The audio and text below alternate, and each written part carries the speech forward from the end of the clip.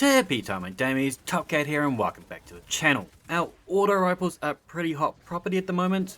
The go-to build is obviously the Actium wall rig on the Titan, but I covered that a week back, so just click above or look for the link below if Titans are your jam. But I do feel there's actually a stronger AR kit there on our Warlocks.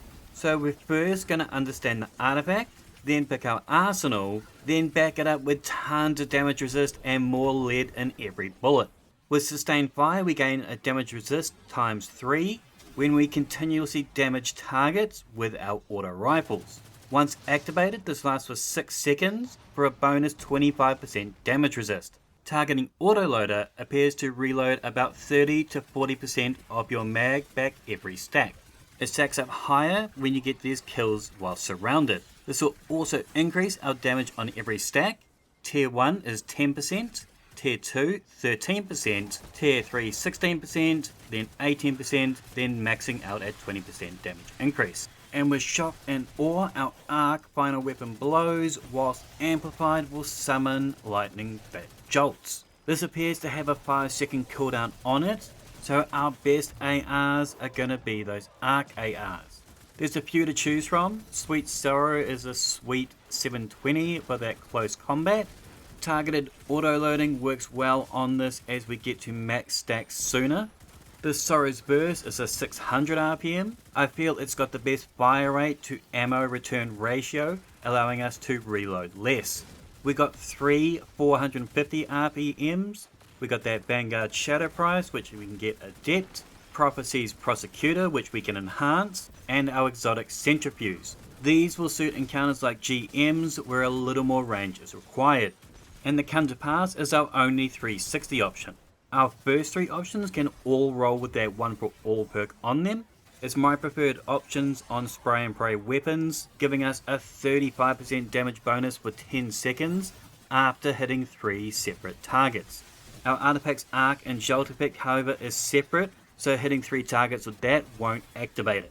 The Prosecutor is my preferred area of effect option as it rolls with Dragonfly, which we can enhance. I had hoped that autoloader perk might be active on kill clips, multi-kill clips, and bolt shots, but unfortunately you have to manually reload this so you don't get that benefit. Frenzy can roll in the other slot next to Dragonfly and can be very handy in that harder content where you might need to use a mag and a bit to kill those thick boys, so that autoloader becomes a little less useful. The Come to Pass has Shoot to Loot on it. It's a very popular option with the Prismatic kit, as these orbs can help us stack up survivability.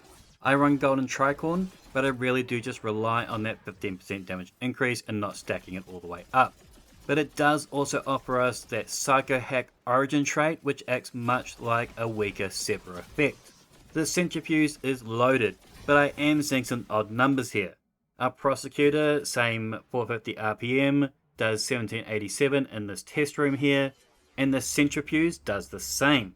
But everywhere else, the Prosecutor does 2938 at base, but then the Centrifuge does 3819, which is 30% stronger somehow. Its intrinsic trait is Overcharge Capacitor. Sprinting, sliding, and firing this weapon builds a temporary charge. This will increase both our range and reload speed. Just be aware though, if you do reload, it cancels the overcharge. Final blows with a high charge cause explosions, and at maximum charge, explosions will blind targets. The Catalyst is absolutely instrumental. It's the little blue pill that keeps it hard, as whilst we are amplified, this weapon gradually gains overcharge over time, keeping you pumped up for combat. And Regenerative Motion acts much like Transversus Steps, reloading our weapons gradually. This combined with targeting autoloader will keep us in combat for longer. Now, as we don't need to really worry about any reloads, we can focus on power. In the Mantle of Battle Harmony's full form, our final blows with weapons matching your equipped super damage type grant us bonus super energy. This is an additional 1.5 to 4.5 per kill depending on the level of the foe. But more importantly, when your super energy is full, we instead gain a temporary bonus to our weapon damage of that type. This didn't use the chain, but now it does, so it's really stupid strong. we get a kill and earn ourselves a tier 4 arc weapon surge for 10 seconds. Get another kill, it just rolls on over.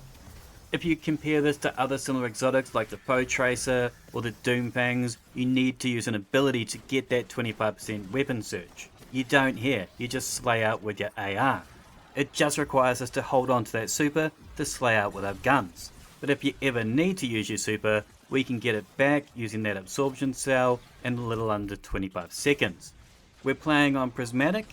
We run Needle for 3 reasons. 1, it's going to add unravel particles in the air. It's going to pair perfectly with the amount of jolt this kit throws out. 2, Strand will help balance our Transcendent bars. And 3, it gives us 3 charges to abuse that up your skirt lightning attack. So lead out with that green melee, then follow up with the arc one. Faceted balance, when we rapidly defeat targets with light damage, we're going to be granted tons of melee energy. Pair that with Shield Crush, we get more melee regeneration, and our needles hit 25% harder when we have either Devour, Frost Armor, or Woven Mail. Both the Arc and Void Nades will work well here. I do prefer Storm Nade though, as it will help keep those green needles in the air doing more damage. Of course, that's when we pair Facet of Dominance to add Jolt to this grenade. With Devour, not only does it make it safer than double bag in the back door, it'll feed us tons of grenade juice. Our Storm Trance will Jolt with its landfall action. It's the best Agclear in town. With our Arc Soup in tow, when we collect Orbs of Power, we are granted Amplified for 15 seconds. This is going to keep that Centrifuge overcharged all the time, so we can just spew out arc explosions, blinds, and jolts. With Galvanic Armor and the Artifact, we get that 30% damage resistance whilst we're amplified. Protection gives us a further 15% damage resist whilst we're surrounded. When Transcendent, this is going to jump to 32%.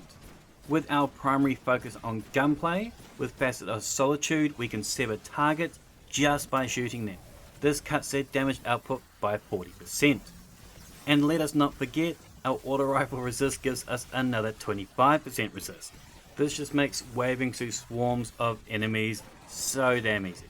Now feel free to pause here for all my mods, armor stats and artifacts, but there will be a dim link in the description down below. The new artifact mods have brought ARs to the forefront of ad slaying, but with that 5-second jolt cooldown, we still want that bonus surge that Mantle can offer us as we take on those chunkier targets with a primary in hand. I would love to hear your thoughts in the comments down below. What's your favourite Arc AR? Make sure to thumb it if you dug it, sub if you're new, and as always, tippy tie my damies, what a tie.